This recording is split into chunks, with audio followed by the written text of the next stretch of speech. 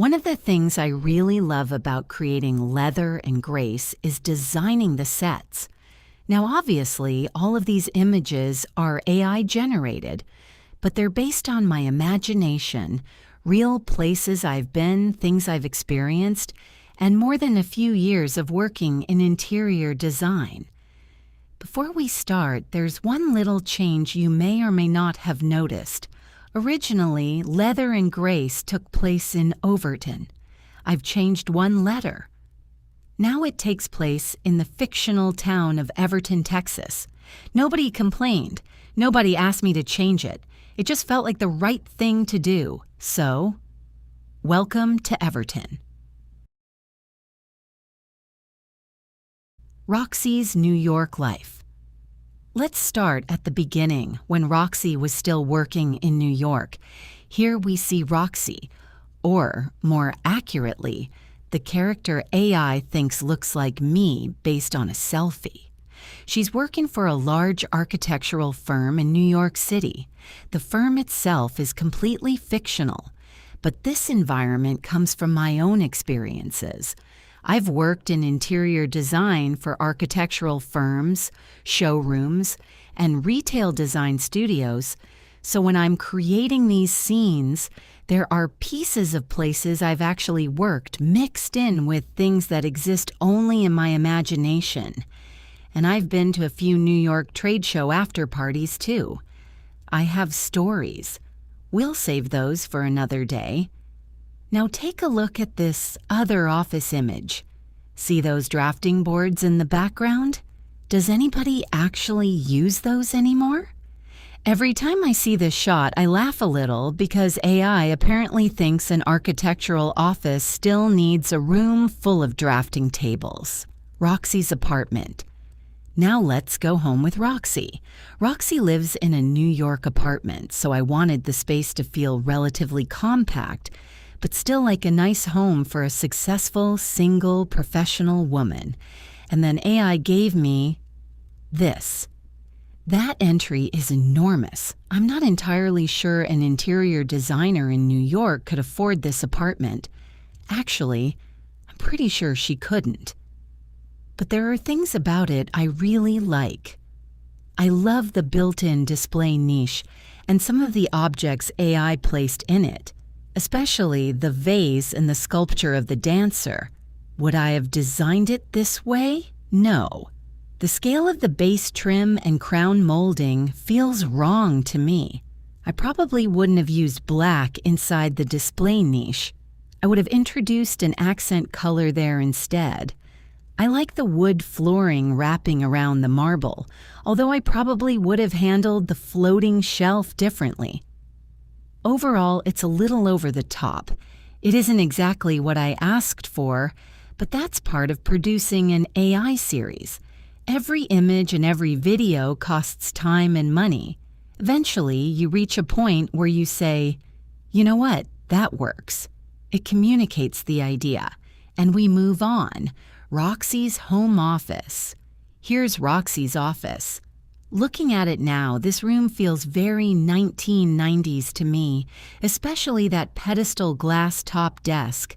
I asked AI for an office, but I didn't define all the details, so this is what it gave me. And strangely enough, it reminds me of my first real interior design job in Central Florida. I worked for a wonderful designer who was creating furniture out of coral stone at the time. His work eventually evolved into carvings, teak furniture, and beautiful custom case goods. He and his wife created a shop called Island Collection. If you love island living and beautiful custom furniture, they're worth looking up. Funny how an AI-generated desk can suddenly take you back decades. The kitchen is a little tight, but I actually think it's pretty nice. We've got warm cherry cabinetry, a full subway tile backsplash, and a fairly straightforward layout. Nothing extravagant, but definitely an upgrade from your typical low-end rental. Although in our story, Roxi doesn't rent. She owns this apartment, and, little spoiler, she's about to put it on the market. That part of Roxy's story is one of those things that's based on something that actually happened to me. I owned a building in Texas, and when I realized my future wasn't looking particularly good, I put it up for sale. My thinking was simple. Sell it. Cash out. Move somewhere else. Start over. 2 years later, after almost no interest and no income from the property, it was foreclosed on. And suddenly, I didn't have anywhere to go. So when you see Roxy making some of these decisions, there's often more reality behind them than you might realize. And that's one of the things I love about creating Leather and Grace. It's fiction, but there's a lot of truth hiding inside it. The Morgan House now. Let's leave New York and head back to Everton, because this is the house I'm going to have some fun with. Welcome to the Morgan House. The Morgan House is an abandoned Victorian that has been sitting neglected for years and eventually goes up for auction. And ironically, unbeknownst to Charles Morgan, he now owns his childhood home again. Architecturally, we've got a lot happening here. There's Victorian lacework and carved railings around the porch. Some of the fireplaces AI created are probably oversized for a house like this. In reality, I think they would have been somewhat simpler. On the front of the house, we have the turret with its round cupola-style roof. Along the main roof line, there's ornamental cresting, probably something that would have originally been iron. And then there are these things sticking up from the porch. I'm not entirely sure what's happening there. I didn't even notice them until I started looking closely at this image for this video. Thank you, AI. Inside the Morgan House. So far, I've only really established a few rooms inside the Morgan House. We have Charles's childhood bedroom, his father's office, and, of course, the room where Charles spends the night after breaking into the house the day before the auction, his mother and father's bedroom. He finds a cardboard box containing some of his mother's things and eventually falls asleep on this old Queen Anne-style love seat. And here's where AI did something that caught me completely off guard. I didn't ask for this. I didn't design it. But that French provincial-style sofa looks almost identical to a sofa that belonged to my grandmother and was eventually handed down to me. When the image appeared, I just stared at it for a minute. It gave me one of those Leather and Grace cardinal moments, almost like she was saying, "Keep going, you're doing fine." Maybe that's silly. Maybe it's coincidence.